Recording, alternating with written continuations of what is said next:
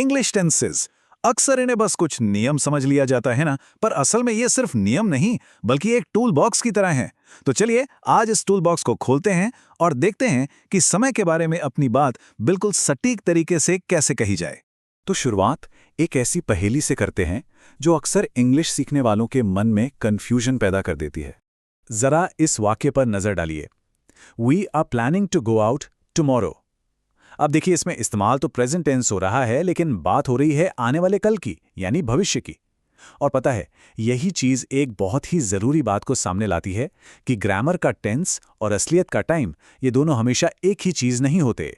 तो यह सबसे जरूरी बात समझने वाली ये है कि टेंसेस को समय के पक्के नियमों की तरह देखने के बजाय उन्हें अपनी बात को सही मतलब देने वाले पावरफुल टूल्स की तरह सोचना चाहिए।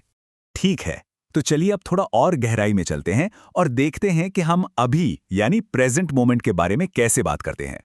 हाँ, तो ये जो फॉर्म है am is are plus verb plus ING, ज्यादातर लोग इसे उन कामों के लिए जानते हैं जो ठीक अभी हो रहे हैं, लेकिन इसका काम सिर्फ यहीं तक सीमित नहीं है, बल्कि इससे कहीं ज्यादा बड़ा है। अब जो बात वाकई में दिलचस्प है वो ये है कि देखिए कैसे एक ही टेंस कितनी अलग अलग बातें कह सकता है। भविष्य के प्लान से लेकर किसी की आदत से होने वाली परेशानी और तो और दुनिया भर में चल रहे ट्रेंड्स तक, सब कुछ इसी एक टेंस से बताया जा रहा है। लेकिन हाँ, इस टूल की भी अपनी कुछ सीमाएं हैं। कुछ वर्ब्स ऐसे होते हैं जिनके साथ आईएनजी फॉर्म लगाना ठीक नहीं लगता, और इसकी एक बहुत सीधी सी वजह है।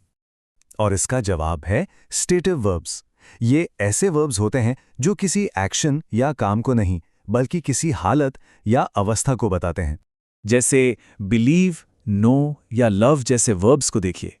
ये कोई काम नहीं है, ये तो एक स्थिर अवस्था, एक स्टेट ऑफ बीइंग है। और यही वजह है कि हम कहते हैं आई रिस्पेक्ट यू, ये नहीं कहते कि आई एम रिस्पेक्टिंग यू। चलिए अब थोड़ा और आगे बढ़ते हैं। अब हम एक ऐसे टेंस पर नजर डालेंगे जो गुजरे हुए कल और आज के बीच, यानी पास्ट और प्रेजेंट के बीच एक पुल का काम करता है।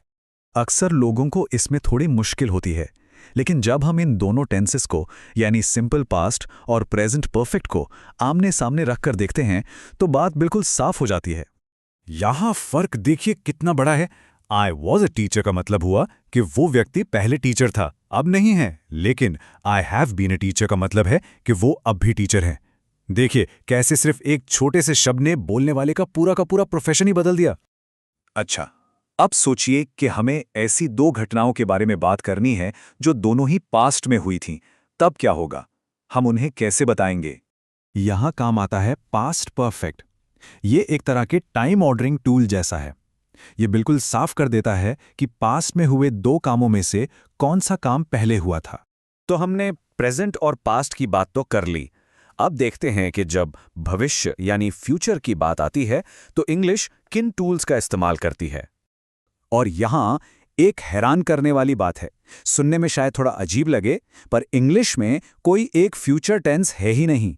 जी हां, बल्कि आने वाले समय के बारे में बात करने के लिए इसमें कई अलग अलग तरीकों का इस्तेमाल होता है। और ये टेबल इसी को बहुत अच्छे से दिखाती है। कौन सा तरीका इस्तेमाल होगा ये इस बात पर निर्भर करता है कि हम कितने पक्के तौर पर बात कर रहे हैं। जिंदगी के किसी बड़े लक्ष्य से लेकर अगले ही पल होने वाली किसी चीज तक, हर बात के लिए एक अलग तरीका है। तो जब हम इन सभी अलग अलग टुकड़ों को एक साथ जोड़कर देखते हैं तो ग्रामर सिर्फ नियमों की एक लिस्ट नहीं रह जाती, बल्कि अपनी बात को साफ साफ कहने का एक पूरा सिस्टम बन जाती है। और यहां से जो सबसे जरूरी बात हमें लेकर जानी है वो ये कि इन तरीकों को अच्छी तरह से समझना, ये बोलने वाले को अपनी बात में प्रिसिजन और पावर देता है। इस पूरे सिस्टम को समझना ही वो चाबी है जिससे ज्यादा आत्मविश्वास के साथ और असरदार तरीके से बात करने का ताला खुलता है। तो अब जब ये टूल बॉक्स हमारे सामने खुला है तो सोचने वाली बात यह है कि इन टूल्स का इस्तेमाल करके अगली कहानी को कैसे और भी ज्यादा साफ और असरदार बनाया जा सकता है।